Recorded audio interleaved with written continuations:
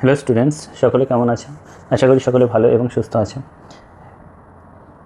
উচ্চ মাধ্যমিক 2026 এর সেমিস্টার 3 অর্থাৎ 12-এর যে প্রথমে যে সেমিস্টারটা হচ্ছে সেমিস্টার 3, তো এই সেমিস্টার 3-এর যে এমসিকিউ কোশ্চেনগুলো আছে সেই এমসিকিউ কোশ্চেনগুলোর মধ্যে টেস্ট 2-এর, এখানে দেখো র্যাপিড টেস্টের পেজ নাম্বার 113, এই টেস্ট 2-এর 35টা যে প্রশ্ন আছে সেই প্রশ্নগুলোর সমাধান আমরা এই ভিডিওতে করব।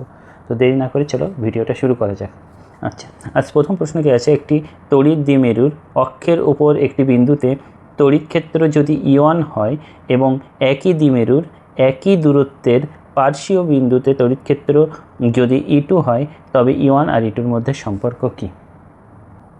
তাহলে একের দাগের একটা তড়িৎ দ্বিমেরুর অক্ষস্থিত বিন্দু নিলাম, এই বিন্দুটা, এটা মনে করলাম আর দূরত্বে আছে, আর দূরত্বে এই বিন্দুতে তড়িৎ ক্ষেত্র E1 আর লম্ব অক্ষ অবস্থিত একই আর দূরত্বে তড়িৎ ক্ষেত্র E2।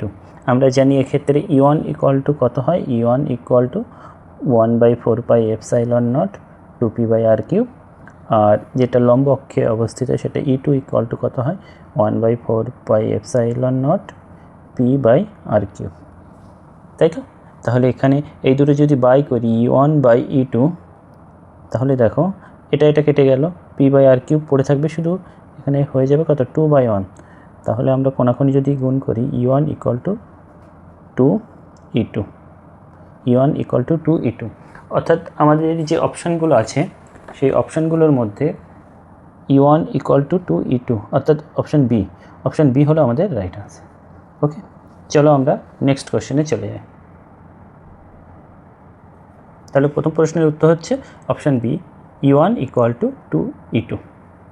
আচ্ছা, নেক্সট কোশ্চেন কি বলছে, কিউ আধান ও সি ধারকত্ব বিশিষ্ট 64টি জলকণা মিলিত হয়ে একটি বড় জলকণা তৈরি হলো, বড় জলকণাটির আধান ও ধারকত্ব হবে। দেখো এই কোশ্চেনটা একইভাবে এই বড় জলকণার এক ধারকত্ব নিয়ে প্রশ্ন ওঠে আর এক বিভব নিয়ে প্রশ্ন ওঠে। তো ম্যাক্সিমাম ক্ষেত্রে দেখবে হয় 64 থাকবে আর না হলে 8 থাকবে। তো দেখো এই অঙ্কটা কিভাবে সলভ করতে হয়। এখানে দেখো ছোট যে জলকণাটা তার আধান Q1, তার ব্যাসার্ধ ধরলাম R1 আর তার ধারকত্ব C। ছোট কণার আধান ধরলাম স্মল q, ধারকত্ব C এবং ব্যাসার্ধ R1। বড় কণার আধান ধরলাম Q, ব্যাসার্ধ R2 এবং এর ধারকত্ব ধরলাম C2। ওকে, তাহলে দেখো এরকম কটা কণা যুক্ত হয়ে এই কণাটা তৈরি করেছে, 64টা, তাই তো? এই জলকণার আয়তন কত, 4/3 পাই R1-এর কিউব, আর এর আয়তন 4/3 পাই ক্যাপিটাল R-এর কিউব। তো এরকম কটা কণা মিলে এটা বড় কণা তৈরি করেছে, 64টা। তো 64টার মোট আয়তন বড়টার আয়তনের সমান, 4 পাই কেটে গেল, এটা কত হলো, 4R1-এর whole cube equal to R cube. তাহলে R1 বাই স্মল r, যেটাকে R1 ধরেছি আর এটা তো ক্যাপিটাল R2 ধরেছি, ইকুয়াল টু তাহলে কত, 4R1 equal to capital R2, তাই তো? তার মানে এদের মধ্যে ব্যাসার্ধের সম্পর্ক পেলাম। তো আমাদের জানি আমরা গোলকের ক্ষেত্রে ধারকত্বের সেই রাশিমালা কি, C equal to something into R, K into R। আমরা যদি CGS ধরি তাহলে এর প্রথমটার ধারকত্ব কত হবে, C equal to K into small R1, আর দ্বিতীয়টার ধারকত্ব C2 equal to K into capital R2। অতএব C বাই এই 1 নম্বর বাই 2 নম্বরটা যদি করি, C by C2 equal to সির জন্য K R1 by K capital R2, K কেটে গেল, R1 বাই ক্যাপিটাল R মানে কি, 4 স্মল r কেটে গিয়ে 1/4। কোনাকুনি যদি গুণ করি তাহলে C2 ইকুয়াল টু কত হবে, 4C। অর্থাৎ বড়টার যে ধারকত্ব, এই ধারকত্ব কত হয়েছে 4C, আর এর আধান কত হয়েছে 64 স্মল কিউ, তাই তো? এটা হবে আমাদের রাইট আনসার। তাহলে কোনটা হচ্ছে, দেখো দুই দাগের অপশানগুলোর মধ্যে অপশান সি হলো আমাদের রাইট আনসার, অর্থাৎ এক্ষেত্রে আমাদের রাইট আনসার কত হচ্ছে, অপশান সি, দুই দাগেটা। 3 দাগে যাওয়া যাক। 3 দাগের প্রশ্নটা কি, একটি কার্বন রোধকের উপর আঁকা 4টি বলয়ের রং যথাক্রমে লাল, সবুজ, কমলা এবং রূপালি। এই রোধকের সম্ভাব্য রোধের মান কত হবে? এখানে কার্বন রোধকের 4টে রং দেওয়া, লাল, সবুজ, কমলা, রূপালি। তো এদের সেই কালার কোডটা আমাদের মনে রাখতে হয়। আমরা মনে রাখার সুবিধার্থে এইভাবে মনে রেখেছি, B Roy good batsman and very good wicketkeeper. আর সেই অনুযায়ী যদি আমরা দেখি তাহলে লালের জন্য, রেডের জন্য আসছে কত, 2, আর সবুজ গ্রিনের জন্য 5, কমলা অরেঞ্জ 3, আর রূপালি দেখো যদি গোল্ড থাকে 5%, রূপালি 10%, আর নো কালার 20%। যেহেতু রূপালি আছে তাহলে 10%। আমাদের ফর্মুলা কী ছিল, R equal to first second into 10⁻³ plus minus fourth, তাই তো। তার মানে ফার্স্ট কোন কালার, লাল 2, তারপর সবুজের 5 ইন্টু 10⁻³ নম্বর কালার 3 প্লাস মাইনাস 10% রূপালির জন্য। তার মানে কত হচ্ছে 25 ইন্টু 10³ আর এদিকে 10⁻³ হলো 2 10%। এটা কততে আমার, এটা আছে 25 10³ আছে 25 into 10³ plus minus 10%, option D 25 into 10³ plus minus, অর্থাৎ অপশান ডি হলো আমাদের 3-এর দাগে রাইট আনসার। এখানে তোমরা দেখে নাও 25 ইন্টু 10³ প্লাস মাইনাস 10%, এটা হলো 3-এর দাগ। এরপরে যাব আমরা অপশান 4 বলছি, 4-এর দাগে, অসম প্রস্থচ্ছেদ বিশিষ্ট একটি তারের মধ্য দিয়ে স্থির মানের আই প্রবাহ যাচ্ছে, তাহলে ইলেকট্রনের বিচলন বেগের যে সমীকরণ ভিডি ইকুয়াল টু I/NEA, যেখানে এ হলো ক্ষেত্রফল। তো এই এ আর বি বিন্দুর মধ্যে কোথায় ক্ষেত্রফল বেশি, এ বিন্দুতে বেশি। এ যদি বেশি হয় তাহলে ভিডি কী হবে, কম। তাহলে এখানে এ বিন্দুতে কম আর বি বিন্দুতে বিচলন বেগ বেশি হবে। ঠিক আছে, আমাদের অপশানগুলোর মধ্যে দেখি অপশানগুলো কী বলেছে। এ এবং বি বিন্দুতে একই থাকে না, এ থেকে বি এর দিকে হ্রাস পায় না, বিতে তো বেশি হবে, এ থেকে বি এর দিকে বৃদ্ধি পায়, অর্থাৎ সি হলো আমাদের রাইট আনসার। 4-এর দাগের সি, তাহলে 4-এর দাগের আনসার হচ্ছে সি। এরপরে যাব আমরা 5-এর দাগে। 5-এর দাগের প্রশ্নটা দেখি, একটি দীর্ঘ ঋজু পরিবাহী তারের মধ্য দিয়ে আই তড়িৎ প্রবাহ গেলে তড়িৎ পরিবাহী থেকে আর দূরত্বে অবস্থিত কোনো বিন্দুতে চৌম্বক ক্ষেত্র হয় 0.4 টেসলা। পরিবাহী থেকে 2r দূরত্বে চৌম্বক ক্ষেত্র কত হবে? তাহলে অসীম দীর্ঘ তারের থেকে আর দূরত্বে আই প্রবাহ মাত্রার জন্য চৌম্বক ক্ষেত্র B = μ0/4 pi into I/r sine θ1 plus sine θ2। যেহেতু দুদিকেই অসীম, অর্থাৎ θ1 θ2 90 ডিগ্রি, এই পার্টটা হয়ে যাচ্ছে 2, তাহলে B = μ0/4 পাই I/r ইন্টু 2। তাহলে এখান থেকে বলতে পারি বি এর সাথে আর এর কী সম্পর্ক, 1/r সম্পর্ক। তার মানে এখান থেকে বলতে পারি যে B1/B2 = R2/R1, তাই তো। তাহলে এখানে যেটা আমাদের দেওয়া আছে, প্রথমে চৌম্বক ক্ষেত্র ছিল 0.4 টেসলা, তাহলে প্রথম B1 ছিল 0.4, B2টা বার করতে হবে। আর দূরত্ব, প্রথমে দূরত্ব ছিল আর, পরে 2r, তাহলে প্রথমে আর পরে 2r, কাটাকাটি গিয়ে এখান থেকে B2 = আসবে 0.4/2 মানে 0.2 টেসলা। ঠিক আছে, 0.2 টেসলা, অর্থাৎ অপশান এ দেখো 0.2 টেসলা আছে, অপশান এ। এরপরে দেখো, এম চুম্বক ভ্রামক বিশিষ্ট দুটি একই রকম দণ্ডচুম্বককে তাদের প্রান্তে পরস্পরের সঙ্গে সমকোণে আবদ্ধ করলে সংস্থাটির চৌম্বক ভ্রামক কত হবে? তো দুটো চুম্বক যা চৌম্বক ভ্রামক এম করে তাদেরকে সমকোণে রাখা হয়েছে। তো চৌম্বক ভ্রামক তো ভেক্টর রাশি, তার মানে এই একটা ভেক্টর, এদেরকে ভেক্টর হিসেবে ট্রিট করি, তাই দুটোই এম। তাহলে এদের মধ্যে লম্বভাবে রাখলে এদের মধ্যে অ্যাঙ্গেল 90 ডিগ্রি, তাই লব্ধি কত হবে? লব্ধি সি ইকুয়াল টু কত হবে? আমরা জানি কি a² + b² plus 2ab cos θ, কিন্তু দুটো ভেক্টর লম্ব হলে এই পার্টটা থাকে না, তো √a² + b², তো এখানে কত m² + m², মানে রুটের মধ্যে 2m², তার মানে √2m, অর্থাৎ এদের লব্ধি যে চৌম্বক ভ্রামক সেটা হবে অপশান ডি √2m। ওকে, চলো নেক্সট কোশ্চেনে যাই।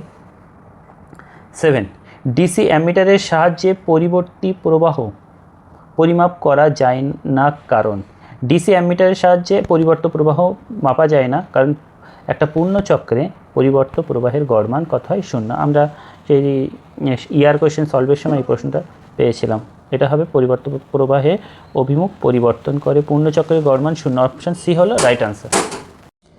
8 দাগ কী বলছে? পরিবর্ত প্রবাহের সমীকরণ I = 3 sin ωt plus 4 cos ωt ampere হলে প্রবাহের RMS মান হবে কত? এটা খুবই সহজ।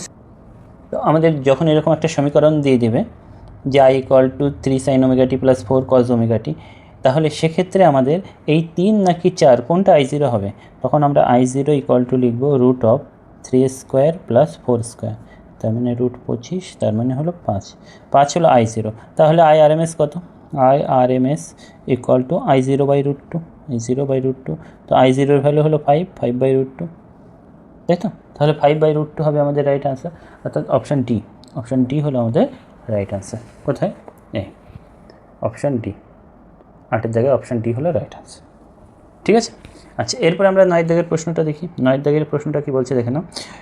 উপগ্রহ যোগাযোগ ব্যবস্থায় যে তড়িৎচুম্বকীয় তরঙ্গ ব্যবহৃত হয় তা হলো, দেখো উপগ্রহ যোগাযোগ ব্যবস্থায় মাইক্রোওয়েভ, এটা তোমরা তোমাদের বইটাতে একবার দেখে নিতে পারো। 10 দাগের প্রশ্ন দেখো, কোনো তড়িৎচুম্বকীয় তরঙ্গের সঙ্গে জড়িত তড়িৎ ক্ষেত্র ই এবং চৌম্বক ক্ষেত্র বি হলে তড়িৎচুম্বকীয় তরঙ্গটির গতির অভিমুখ হবে।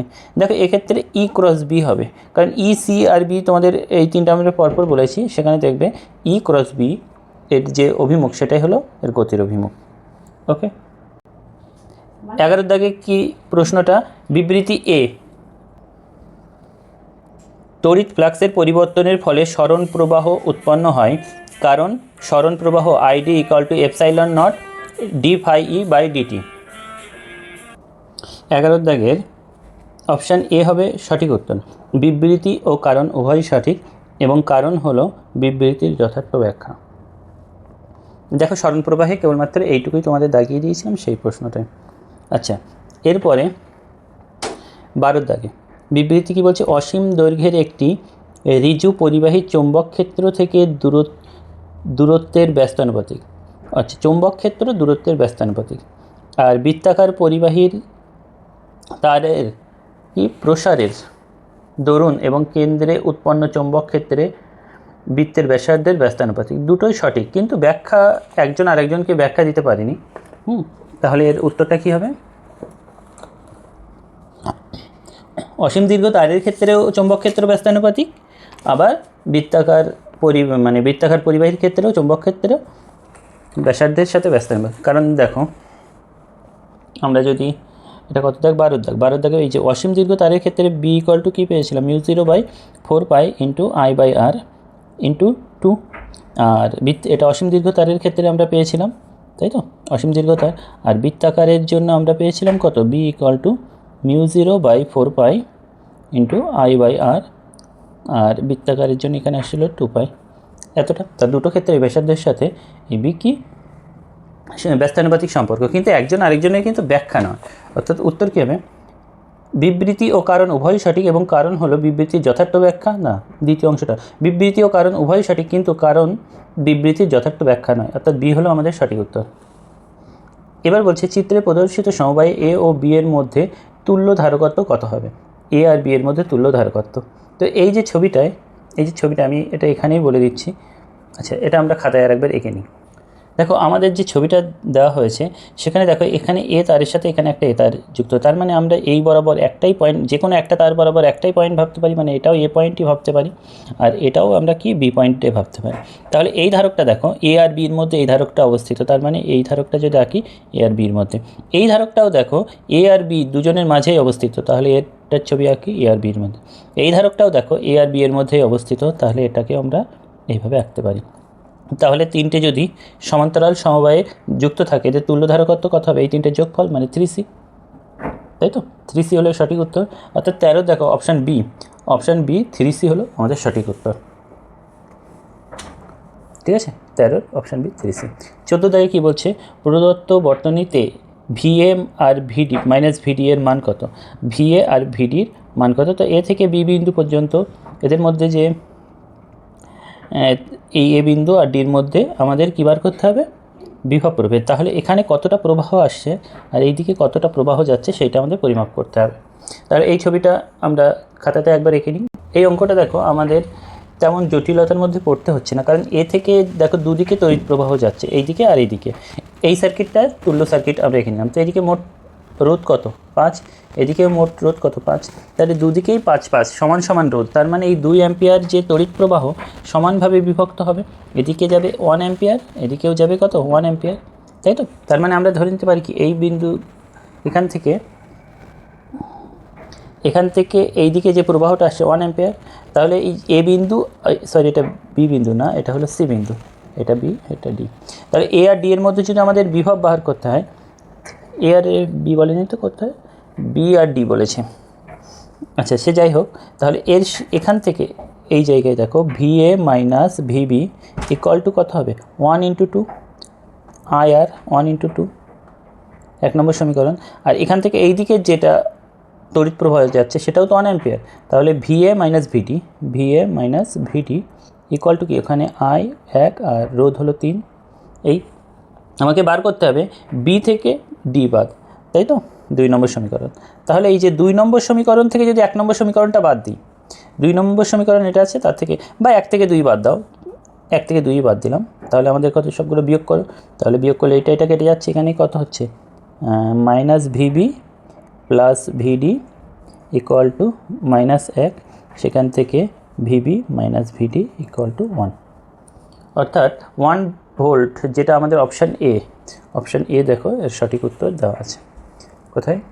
অপশান এ, 14 দাগে অপশান এ। এরপর আমরা 15 দাগে দেখি। 5টি সমমানের রোধ আর চিত্রের ন্যায় সংযুক্ত আছে।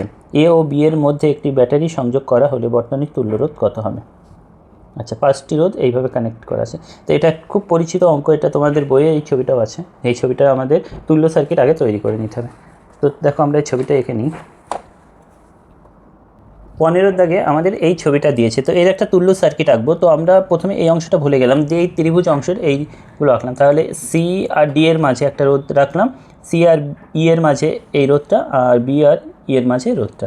এখন দেখো এই যে বি বিন্দুটাকে আমরা ই এর এই পাশে নিয়ে গেলাম, এই যে, আর এ বিন্দু ধরে যদি আমরা এই পাশটা নিয়ে আসি, তাহলে এ থেকে ডি এর মধ্যে একটা রোধ আর এ থেকে সি এর মধ্যে, তাহলে এ থেকে সি এর মধ্যে একটা রোধ, এ থেকে ডি এর মধ্যে। দেখো এটা কিসের মতো লাগছে? সেই হুইটস্টোন ব্রিজের মতো লাগছে, যেখানে দেখো সব কটাই আর আর। তো এটা P by Q equal to R by S হচ্ছে, P by Q equal to R by S. তার মানে কি এর মধ্যে দিয়ে কোনো প্রবাহ যাবে না। আমাদের কি চেয়েছে? বর্তনীর তুল্য রোধ। তাহলে এই রোধটার আমাদের কি কনসিডারের মধ্যে আনলে আর হবে না, তাহলে আমাদের এর তখন তুল্য সার্কিটটা কি হয়ে যাবে? এরকম,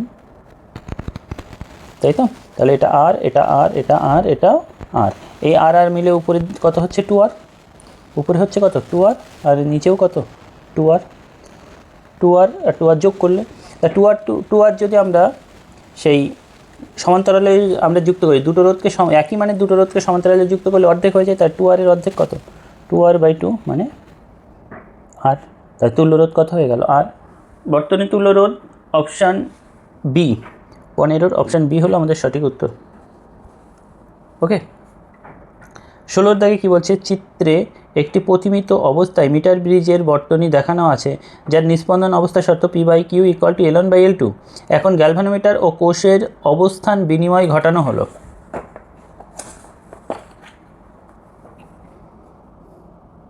আচ্ছা, গ্যালভানোমিটার আর কোষের অবস্থান বদলানো হলো। তাহলে এখানে বলছে মিটার ব্রিজটি নিস্পন্দন অবস্থার শর্ত। যদি গ্যালভানোমিটার এমনি নিস্পন্দন হওয়ার শর্ত কি আছে? P by Q equal to R by S.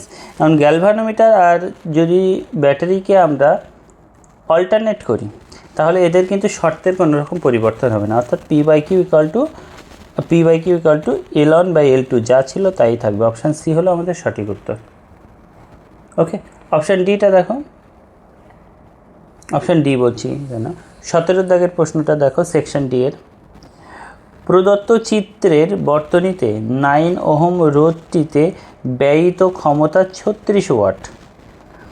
আচ্ছা, তাহলে 9 ওহম রোধের প্রান্তীয় ভোল্টেজ কত হবে? 17 দাগের এই অঙ্কটা একটু গোলমেলে আছে। কেন গোলমেলে আছে? এখানে যে প্রশ্নটা দিয়েছে যে 9 ওহম রোধের প্রান্তীয় বিভব প্রভেদ কত হবে সেটা আমরা ক্যালকুলেশন করে দেখাচ্ছি। সেটা 18 ভোল্ট হবে। তার ক্যালকুলেশনটা হলো এই 17 দাগে এই বর্তনী দিয়েছে, আর এই যে 9 ওহম রোধ, 9 ওহম রোধের ক্ষমতা দিয়েছে 36 ওয়াট, এর রোধটা 9, আর এর বিভবটা বার করতে হবে।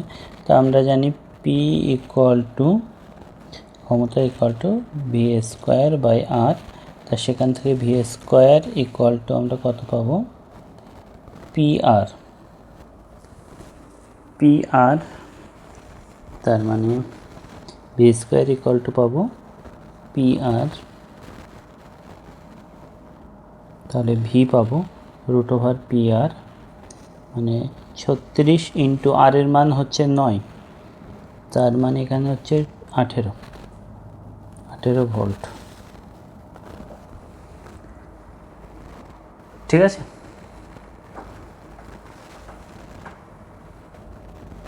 তাহলে এখানে যে প্রশ্ন অনুযায়ী আমাদের উত্তর হচ্ছে এই 9 ভোল্টের এগেনস্টে, এই 9 ওহমের এগেনস্টে ভোল্টেজ হবে 18, কিন্তু অপশানে এখানে কোথাও 18 নেই। এখানে অপশানে কোথাও দেখো 18 নেই, কোথায়, এই যে এখানে। কিন্তু এখানে অ্যাকচুয়াল এই যে 9 ভোল্ট না বলে যদি 2 ভোল্ট বলতো, যেটা আমাদের বইটার যে সার্কিটে দেখো এখানে বলা আছে 2 ওহমের মধ্যে বিভব প্রভেদ কত হবে, তাহলে যদি সেইটা আমরা করতাম তাহলে তো আমাদের অপশান 2। ওকে, তাহলে আমাদের এই যে 9 ওহম, এই 9 ওহমের মধ্য দিয়ে যদি আয়ন প্রবাহ যায়, আমি ধরলাম এই বর্তনীতে আই প্রবাহ যাচ্ছিল, তার মধ্যে এখানে এসে দুটো ভাগ হয়েছে, 9 ওহমের মধ্য দিয়ে প্রবাহ যাচ্ছে আয়ন, তাহলে আয়ন ইকুয়াল টু কত হবে, ion equal to I into ion মানে এখানে তার মানে বিপরীত রোধ 6/9 আর 6 15, তাই তো, আই ইন্টু বিপরীত রোধ বাই দুজনের যোগফল। সেই ফর্মুলা থেকে আমরা এখান থেকে আই ইকুয়াল টু কী পাবো, 15I1/6। আবার একটা জিনিস দেখো, এই যে আমাদের রোধটা আছে এর ক্ষমতা দিয়েছে কত, 36, এর ক্ষমতা দিয়েছে 36, আর হলো 9, তাহলে I square R equal two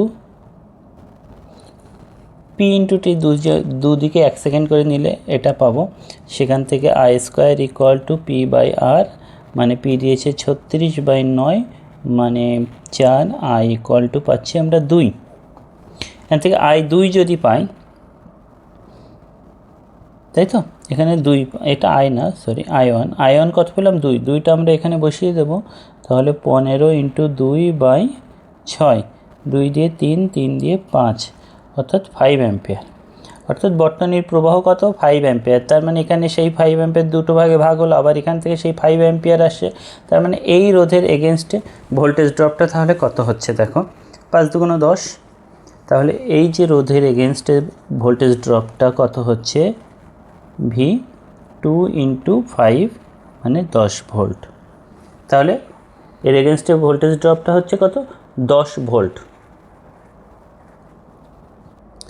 পরের প্রশ্ন হলো 18, একটি পোটেনশিওমিটারের বর্তনীতে 1.5 ভোল্ট তড়িৎচালক বলের কোষ যোগ করলে তারের রোধ 36 সেন্টিমিটার দৈর্ঘ্যের নিস্পন্দন বিন্দু পাওয়া যাবে। ওই কোষের বদলে 2.5 ভোল্ট এর কোষ সংযুক্ত করলে তারের কত দৈর্ঘ্যে নিস্পন্দন বিন্দু পাওয়া যাবে। তো পোটেনশিওমিটারের সাহায্যে কোনো একটা তড়িৎচালক বল নির্ণয় করার জন্য ব্যাটারিটাকে আমরা এখানে কানেক্ট করি, এবং আমাদের পোটেনশিওমিটারের অভ্যন্তরে কি আছে, একটা পোটেনশিওমিটারের নিজস্ব একটা ব্যাটারি E0 আছে, তার টোটাল লেন্থ L0, এবং যেখানে নিস্পন্দন বিন্দু হচ্ছে সেটা স্মল l। সেক্ষেত্রে আমার VAC ইকুয়াল টু হয় স্মল l/ক্যাপিটাল L E0। এই যে বাহ্যিক তড়িৎচালক বল যেটা VAC, বা এটাকে শুধু কেউ ইও লিখতে পারে, এই E ইকুয়াল টু স্মল l/ক্যাপিটাল L E0। তো এই বাহ্যিক তড়িৎচালক বল E সমানুপাত আমরা কি দেখছি, এই স্মল l, তাহলে E1/E2 equal to small l1/L2। এরা কি বলছে, যে যখন বাহ্যিক তড়িৎচালক বলটা কোথায় 1.5 ভোল্ট, তখন নিস্পন্দন বিন্দু 36 সেন্টিমিটার। 2.5 ভোল্টে কত? তাহলে প্রথমে কত ছিল 1.5 ভোল্ট, তখন এখানে কত ছিল 36 সেন্টিমিটার। আর যখন 2.5 ভোল্ট তখন এটা L2টা কত হবে? তো এখান থেকে পয়েন্ট দুদিকে তুলে দিলাম, এখানে হচ্ছে 3/5। আচ্ছা, তার মানে L2 ইকুয়াল টু হচ্ছে 36 × 5/3, 3 × 12 36, 5 × 12 60, 60 সেন্টিমিটার হবে আমাদের রাইট আনসার। তো এখানে দেখো 18 দাগে অপশানগুলোর মধ্যে 60 কোথায় আছে? 18 এ 60, ঠিক আছে। এরপর 19 দাগ, 99 ওহম রোধ বিশিষ্ট একটি গ্যালভানোমিটারের সাথে 1 ওহম শান্ট যুক্ত করলে মূল প্রবাহের কত শতাংশ গ্যালভানোমিটারের মধ্য দিয়ে প্রবাহিত হবে? দেখো গ্যালভানোমিটারের মধ্য দিয়ে এখানে আমরা একটা গ্যালভানোমিটার রাখলাম আর এখানে একটা শান্ট, আর এই মূল প্রবাহ, সেই মূল প্রবাহের কিছু অংশ গ্যালভানোমিটারের মধ্য দিয়ে গেলে সেটা হলো আইজি। তাহলে এখানে IG equal to pi I into S/G+S। এখানে আই ইন্টু এস এর মান কত? 1, আর জি এর মান কত? 99, এস এর মান 1, তার মানে কত? আই ইন্টু 1/100, অর্থাৎ IG/I ইকুয়াল টু কত পাচ্ছি? 1/100। আমাদের কি চেয়েছে? মূল প্রবাহের কত শতাংশ, তাহলে কত হচ্ছে? এটাকে শতাংশে করলে 100% দিয়ে গুণ করলে কত হচ্ছে? 1%। মূল প্রবাহের 1% হলো গ্যালভানোমিটারের মধ্য দিয়ে যাবে, অর্থাৎ উত্তর হবে অপশান সি। অপশান সি হবে আমাদের সঠিক উত্তর, 1%। 20 দাগে কী বলছে? 1.41 শীর্ষমানের কোনো পরিবর্ত প্রবাহের সাহায্যে একটি তারকে গরম করা হচ্ছে। সমহারে ওই তারকে গরম করার জন্য যে পরিমাণ সমপ্রবাহ ডিসি প্রয়োজন তাহলে 1.41 শীর্ষমানের কোনো পরিবর্ত প্রবাহের সাথে যুক্ত আছে। তাহলে সেই পরিবর্ত প্রবাহের I0 কত? 1.41, আর সমান ডিসি মানে কি? IRMS বার করতে বলেছে। কোনো এসির সমপরিমাণ ডিসি মানে তার আরএমএস ভ্যালুটা বার করা। তাহলে 20 দাগে কি আমাদের I0 দিয়েছে কত? I0 দিয়েছে 1.41, তাহলে IRMS ইকুয়াল টু কত? I0/√2। তো I0 মানে 1.41 আর √2 মানে 1.41, কাটাকুটি করে 1 অ্যাম্পিয়ার হলো রাইট আনসার। তাহলে 20 দাগের উত্তর হলো 1 অ্যাম্পিয়ার। অপশানগুলোর মধ্যে দেখো অপশান ডি হলো তোমাদের রাইট আনসার। সেকশন ইতে যাই আমরা, বলছি একটি একক ধনাত্মক আধানকে অসীম দূরত্ব থেকে তড়িৎ ক্ষেত্রের মধ্যে অবস্থিত কোনো বিন্দুতে আনতে যে পরিমাণ কার্য করা হয় তাকে তড়িৎ বিভব বলে। তড়িৎ ক্ষেত্র ই ও তড়িৎ বিভবের মধ্যে সম্পর্ক E = -dV/dr। একটি তড়িৎ ক্ষেত্রের মধ্যে সেকশন ই এর বক্তব্য কি? একটি একক ধনাত্মক আধানকে অসীম দূরত্ব থেকে তড়িৎ ক্ষেত্রের মধ্যে অবস্থিত কোনো বিন্দুতে আনতে যে পরিমাণ কার্য করা হয় তাকে তড়িৎ বিভব বলে। তড়িৎ ক্ষেত্র ই ও তড়িৎ বিভব ভি এর মধ্যে সম্পর্ক হলো E = -dV/dr। একটি তড়িৎ ক্ষেত্রের মধ্যে কোনো তলের সকল বিন্দুতে বিভব সমান হলে তাকে সমবিভব তল বলে। ওকে, 21 দাগের প্রশ্ন, দুটি বিন্দুর মধ্যে বিভব প্রভেদের পথ নিরপেক্ষতা নির্দেশ করে। উত্তর কী হবে? তড়িৎ বল সংরক্ষী না অসংরক্ষী? সংরক্ষী বল, অপশান এ হলো সঠিক উত্তর, ঠিক আছে। আর তারপরে বলছে 5 ভোল্ট বিভব সম্পন্ন 64টি জলকণা যুক্ত হয়ে একটি বড় জলকণা গঠন করলে বড় জলকণাটির বিভব কত হবে? এটা সেই ধারকের মতো সেম অঙ্ক। কি ছিল এটা? কত দাগ? এটা হলো 22 দাগ। 22 দাগ বলছে যে এই যে ছোট জলকণা যার ব্যাসার্ধ আমরা ধরলাম R1 আর যার ভোল্ট V1 = কত? 5 ভোল্ট, এরকম 64টি জলকণা হয় একটা বড় জলকণা R2 গঠন করে। তাহলে এখানে কি 4/3 পাই স্মল R1 এর কিউব = 4/3 পাই ক্যাপিটাল R কিউব। তো এরকম ছোটোটার কটা কণা যুক্ত হয়ে বড়টা গঠন করেছে? 64টা। 4 পাই কেটে গেল, তার মানে 4R1 এর কিউব = R2 বা 4R1 = R2, এক নম্বর। আর দেখো 64টা ছোটো কণা মিলে বড় কণা, তাহলে এটা যদি Q1 হয়, এটা যদি Q2 হয়, তাহলে Q2 ইকুয়াল টু কি 64 Q1, এটা 2 নম্বর সমীকরণ। আর আমরা জানি কি যে V ইকুয়াল টু 1/4πε0 Q/R, তাই তো? তার মানে সেখান থেকে আমরা বলতে পারি V সমানুপাতি Q/R। তার মানে এখান থেকে কী বলতে পারো, আচ্ছা এটার এই পাশটা লিখছি যে V1/V2 ইকুয়াল টু কত Q1/Q2 ইন্টু R2/R1। তার মানে Q1 আর Q2-র মধ্যে সম্পর্ক, Q1 রাখলাম আর Q2-র জায়গায় লিখলাম 64 Q1 into R2 equal to 4R1 আর নিচে R1 কাটলাম, Q কাটলো 4 দিয়ে 4 16, অর্থাৎ 1/16। তাহলে V1/V2 আমরা এই সমীকরণ থেকে দেখো একটু এই পাশটা আমরা ইউজ করছি। V1 দিয়েছে কত 5 ভোল্ট, V2 বার করতে হবে ইকুয়াল টু কত 1/16, তাহলে V2 ইকুয়াল টু 5 80 ভোল্ট হবে উত্তর। তো আমাদের অপশানগুলোর মধ্যে দেখো অপশান সি 80 উত্তর। ওকে, তড়িৎ দ্বিমেরুর জন্য যে কোনো বিন্দুতে বিভবের মান কত হবে, V সমানুপাতি 1/R, V সমানুপাতি R, V equal to 1/R², আর V সমানুপাতি R²। দেখো তোমরা দ্বিমেরুর জন্য তড়িৎ ক্ষেত্র 2p/r³ পেয়েছিলে, তাহলে বিভব কী হবে 1/r², তার মানে অপশান সি হবে রাইট উত্তর। আচ্ছা এরপরে দেখো XYZ বিন্দুতে তড়িৎ বিভব V equal two x² + 5x - 6 হলে 2, 1, 0 বিন্দুতে তড়িৎ ক্ষেত্র কত হবে। তো এই অঙ্কটা শিখে নাও, এইসব অঙ্কগুলো বারবার প্র্যাকটিস করে দেখো তৈরি হয়ে যাবে। আচ্ছা 24-এর দাগটা কী বলেছে, 24-এর দাগ বলেছে V equal two x² + 5x - 6, তাই তো? আমাদেরকে কী বার করতে হবে E, তাহলে E ইকুয়াল টু কী জানি -dv/dx, তাই তো? তো মাইনাসটাকে বাইরে রাখলাম, এখানে ডেরিভেটিভ করলে হবে 2x, এখানে +5, তাই তো? আচ্ছা আর এক্সের মান কত বলেছে 2, তার মানে -2 × 4 + 5 9, মানে 9, তাহলে হবে উত্তর কত -9, তাই তো? এখানে আছে কত, এর শুধু নিউমেরিক্যাল ভ্যালু যদি নিই তাহলে তড়িৎ ক্ষেত্রের মানটা কত হবে 9, অর্থাৎ অপশান এ হলো আমাদের রাইট আনসার। 25-এর দাগ কী বলছে, তড়িৎ ক্ষেত্র ও সমবিভব তলের মধ্যবর্তী কোণ কত। তড়িৎ ক্ষেত্র মানে বলরেখার দিক, আর সমবিভব তল থেকে বলরেখাগুলো লম্বভাবে নির্গত হয়, সেই রকম একটা ছবি আমরা পেয়েছিলাম না, সমবিভব তল থেকে বলরেখাগুলো, তাই সমবিভব তল থেকে তড়িৎ ক্ষেত্রগুলো লম্বভাবে নির্গত হয়। তাহলে আমরা কি বলতে পারি যে তড়িৎ ক্ষেত্র ও সমবিভব তলের মধ্যবর্তী কোণ হলো 90 ডিগ্রি, অপশান ডি হলো রাইট আনসার।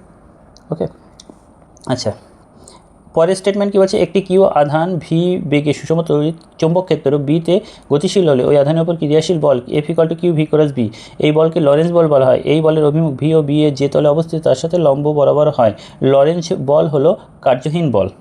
আচ্ছা এর পরের বক্তব্য কি, কোনো আহিত কণা চৌম্বক ক্ষেত্রের সাথে সমান্তরালে গতিশীল হলে কণাটি, তাহলে দেখো এখানে F equal to Q V cross B, তাই তো?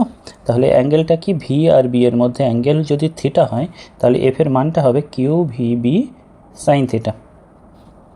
আমাদের প্রথম কি চৌম্বক ক্ষেত্রের সাথে গতিশীল সমান্তরাল, অর্থাৎ সমান্তরাল হলে থিটা 0 হলে F 0 হবে। আচ্ছা আর F 0 হলে সমবেগে গতিশীল হবে, সমবেগে গতিশীল এটা হবে। আচ্ছা এরপরে কি বলছে, কোনো আহিত কণা চৌম্বক ক্ষেত্রের সঙ্গে সূক্ষ্মকোণে গতিশীল হলে থিটা, তার মানে সূক্ষ্মকোণ হলে এটা কি ফ্র্যাকশন ভ্যালু। এইবার কি বলছে, আহিত হলে সমবেগে গতিশীল স্থির অবস্থায় বৃত্তাকার পথে গতিশীল হবে, কুণ্ডলাকার পথে। আচ্ছা এটা সেই স্পাইরাল গতি, তোমরা এই ছবিটা দেখেছো, যদি এর সাথে এই চৌম্বক ক্ষেত্রের সাথে লম্বভাবে গতিশীল হয় তাহলে বৃত্তাকারে ঘুরবে, সমান্তরালে গেলে কোনো দিকে যাবে না, কিন্তু একটা অ্যাঙ্গেল করে প্রবেশ করলে এটা স্পাইরাল গতি হয়, তাই না? এটা তাহলে আমাদের কুণ্ডলিকার পথে গতিশীল হবে, অর্থাৎ 27 উত্তর। সুষম চৌম্বক ক্ষেত্রে কোনো আহিত কণা লম্বভাবে প্রবেশ করলে বৃত্তাকার পথের ব্যাসার্ধ, সেই যদি সুষম চৌম্বক ক্ষেত্রে যদি কণা লম্বভাবে প্রবেশ করে ভি বেগে, তাহলে একটা বৃত্তাকার ব্যাসার্ধে ঘুরতে থাকে, এর ব্যাসার্ধ আর ইকুয়াল টু কত হয় M V, R equal to কত হয় এম ভি বাই কিউবি, তাই তো? R equal to M V by কিউবি।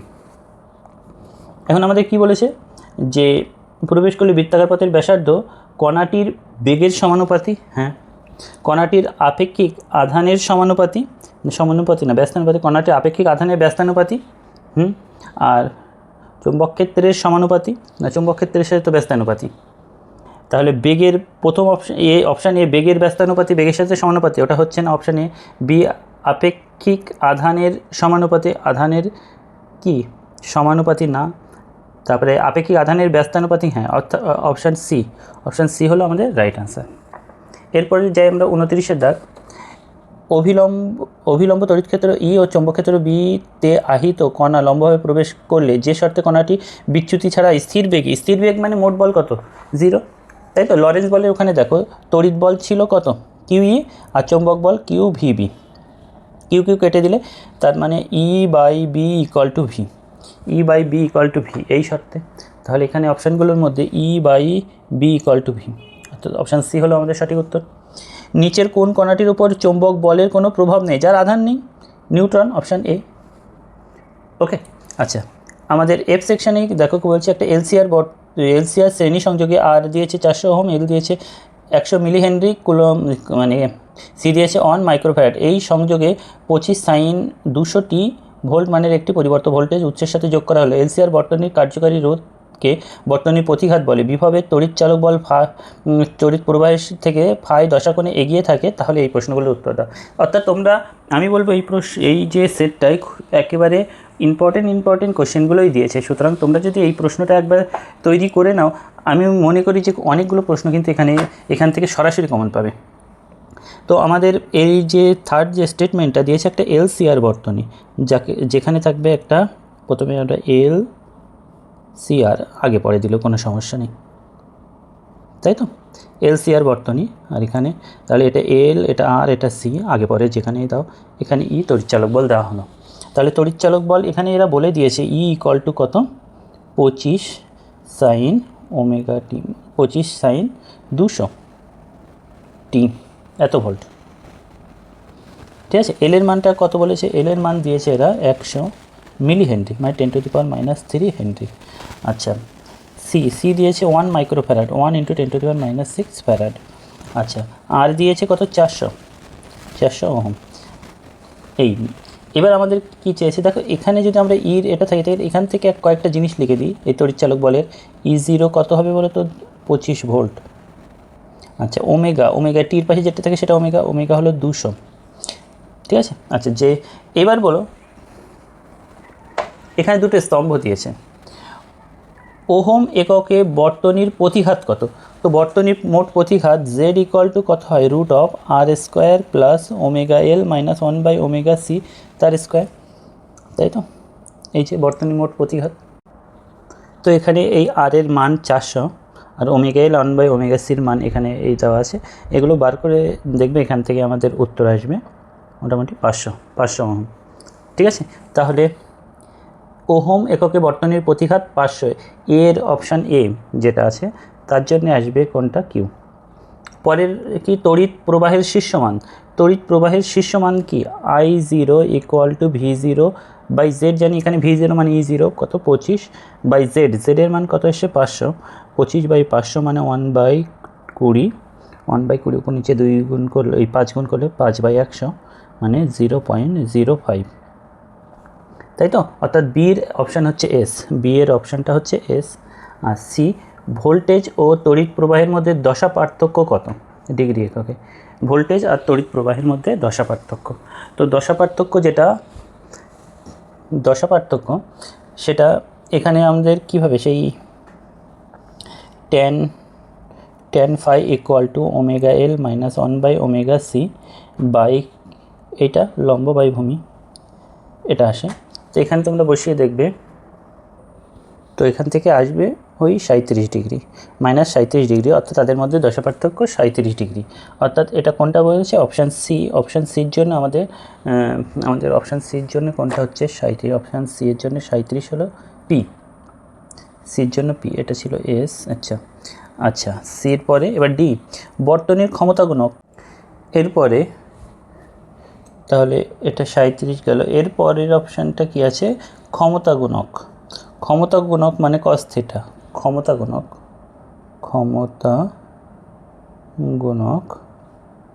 যে পাই ছিল, ক্ষমতা গুণক cos θ = কত আসে, R/Z। তো আর আমাদের কত, আর আছে এলসিআর 400 বাই জেড এসে 500 মানে 4/5, উপর নিচে 2 গুণ করলে 8/Z, 10 0.8 ক্ষমতা গুণক অপশান ডি, এই ডি এরটা কত হচ্ছে ক্ষমতা গুণক 0.8 ইউ,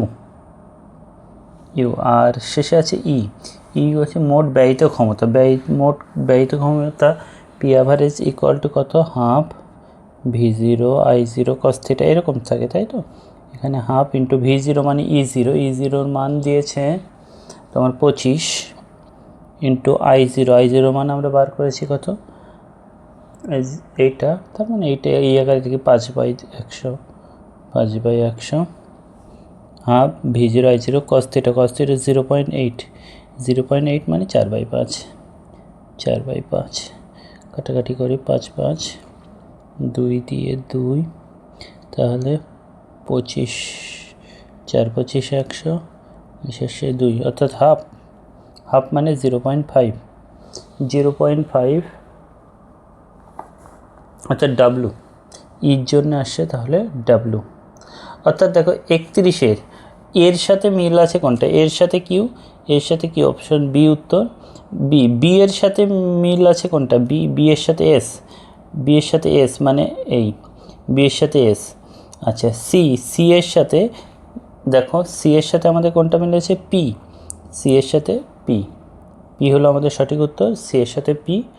আচ্ছা ডি এর সাথে ডি এর সাথে যাবে তাহলে অপশান সি 34 অপশান সি, আর ইর সাথে ডাব্লু অপশান ডি। এই হলো আমাদের টোটাল 35টা প্রশ্নের সমাধান। ঠিক আছে, তোমরা এই সেটের পুরো প্রশ্নটা একেবারে খুব সুন্দরভাবে নিজেরা খাতায় প্র্যাকটিস করো, আমি বলবো একবারে যেয়ে দুবার প্র্যাকটিস করো। ওকে, বাই।